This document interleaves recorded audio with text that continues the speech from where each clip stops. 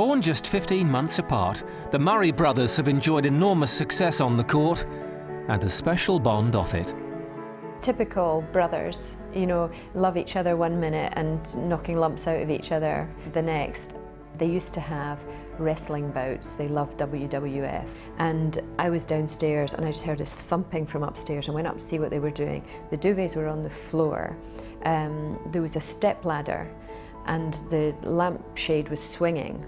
And I went, what are you doing? They said, oh, we're having a ladder fight, which basically means you knock lumps out of each other. You hold somebody down you count to 3, and then you run up the ladder and you hit the lampshade. Because on the TV, you go up the ladder and you ring a bell. You ring the bell, you've won the bout. So they were recreating what they saw on the television. When Andy was on the tour and Jamie was really trying to break through on the main tour, you know, Andy was obsessed with Jamie's results, and it was almost like he took more enjoyment out of Jamie's wins than he did of his own. And likewise, I think sometimes people would expect Jamie to be a little bit jealous of Andy's success, but it couldn't be further from the truth. I think they have a great relationship. I started playing when I was 4. My mum was tennis coach and we used to go around there when she was coaching the older kids and kind of run around at the back of the court and pick up balls and things like that. In his last year of under-12s, the top 3 players in Europe were Rafa Nadal, Richard Gasquet and Jamie. That's how good he was at a young age. I would have known him since we are 12. I remember he was very good. I remember he was a champion when he was young, him and his brother. I'd say his old hairdo was something which always comes to mind when I think of Jamie. I mean, he had this hair that was, it was enormous. It was like a mop on his head. What made you put your hair? Probably maintenance issues, I think, with it. There's a lot of hair going on here. I needed to kind of get rid of it.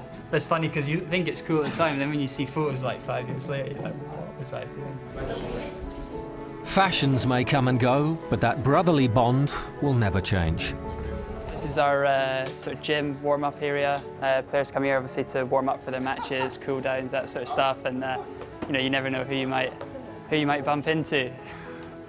There's a couple of Muppets floating around, pretending to do good work.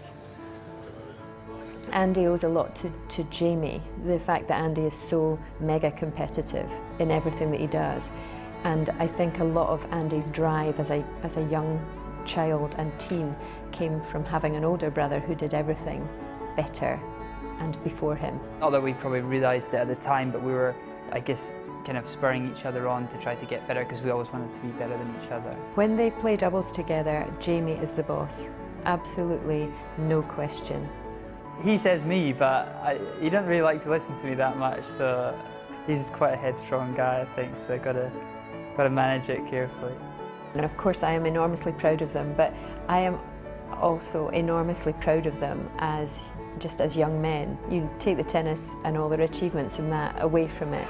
They're good boys, they're humble, they're hardworking, they're great role models. They're good kids, and that's what I'm most proud. They're good people.